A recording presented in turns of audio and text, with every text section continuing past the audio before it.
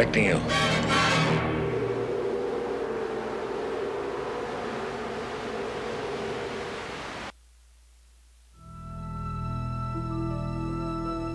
When I first started out directing, I had no interest in starting out in television.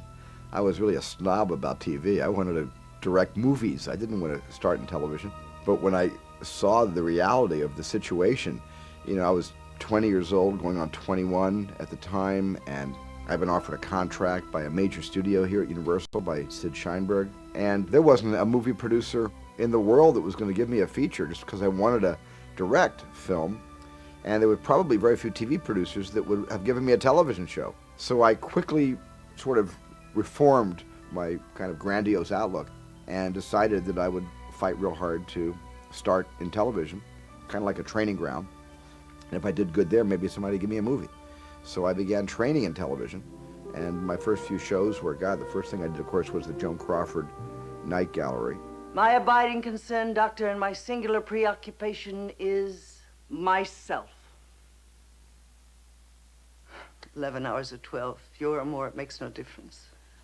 I want to see something. Trees, concrete, buildings, grass, airplanes, color! Sid Sheinberg kind of muscled me through the producers who weren't sure they wanted to hire me for that, because I was really a kid. I was 21, 22 years old at the time. It was crazy. After that, I didn't work for about a year. I actually took off a year from my contract and just did some writing. Came back a year later because a friend of mine, Gerald Friedman, was producing a series called The Psychiatrist, starring Roy Thinnes, and asked me if I wanted to direct a couple of them. And he actually offered me 2 out of 6. He had a 6-show commitment, and I directed the first one and the one in the middle. And that was a great experience. That was fantastic. And then I realized, wow, you can be creative in television, even though the time pressure is enormous and you've got to finish these, these hour shows. In those days, we had 5 days for an hour. And yet you could get a lot done in a day's work. And of course, it wasn't an 8-hour or 10-hour day. We were shooting 14, 15-hour days just to get all the shots in. But it was a great experience for me to start out in TV that way. The Joan Crawford experience wasn't so pleasant because I had a lot of interference from everybody you can possibly imagine trying to save my ass. I didn't think it needed saving, but they did, and I went along with the ride. I realized, well, maybe it does need saving. Maybe I'm not doing a very good job, and I had a lot of people giving me advice, and I pretty much didn't want to be a maverick independent filmmaker screaming, I'm going back to New York to make underground films. So I just pretty much played by their rules. But in an interesting way, Jerry Friedman's offer for me to direct this hour episode of The Psychiatrist with no restrictions. He just said, hey, do whatever you want. Make it a little art film. You can be new wave, you can be avant-garde, as esoteric as you want to be. Do what you want to do with it. Wow, that was a wonderful piece of friendship and advice, and that's exactly what I did. I made a very strange esoteric show out of the hour. And it proved to me that television was fun. It was a nice place to start working.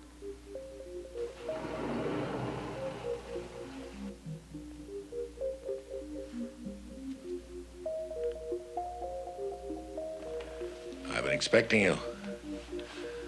It was inevitable.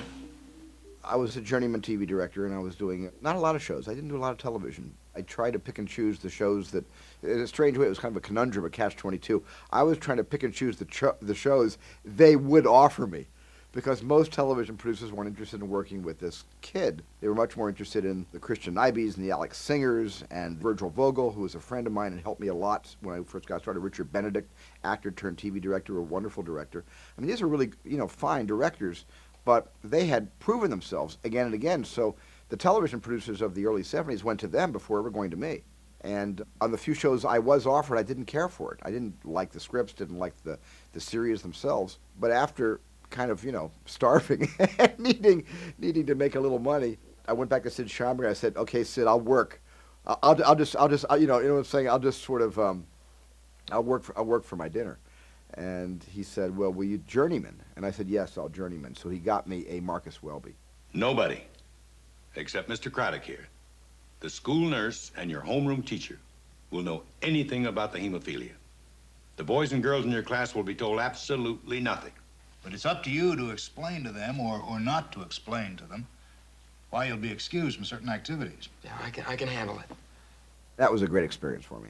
And I never directed Robert Young, but I was able to talk to him. You know what I'm saying? I was able, because he had his character. I'm not going to inform him or give him revisionist information about his character of Marcus Welby, but he was very, very gracious to me and not resentful of my age, which was such a problem in those days, especially in television, where the average age of a crew member was 55 years old, and it was all the great people from the golden age of movies that were now working in television that had already worked with all the great directors, and they didn't suffer fools or young people that well. So there was a lot of resistance to age in those days. So I was grateful when anybody gave me a job in television. No matter how pedestrian the concept of the show appeared, I was still able to do a couple of shots in an hour Marcus Welby that I was proud of. And I said, oh, I got away with that. Nobody fired me. That's great. And then when I met Bill Lincoln and Richard Levinson, who were the creators and producers of Columbo, and Stephen Bochco, who was writing for them at the time, and they asked me if I would do the first show of the season. It was a great honor to be invited to do that first show. And when I read the script by Bochco, and I guess story by Lincoln Levinson, I thought, man, this is the best script anybody has ever given me, ever, to direct. So I treated that like a little mini movie, and I made the movie with the psychology of a film director, not a TV director. I said, I'm going to make this look like, within the time they're giving me, I'm going to make it look like $1 million. They're giving me $130,000 for this hour. I'm going to make it look like $1 million. Is this your partner's handwriting? Well, I think I can prove it is. Maybe I ought to read this to you. Idea for a Melville book, perfect alibi. A wants to kill B. Drives B to a remote house and has him call his wife in city. Tells her he's working late at the office. Bang, bang.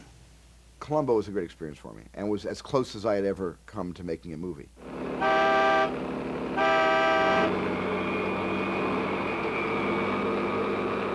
Well, it's about time, Charlie.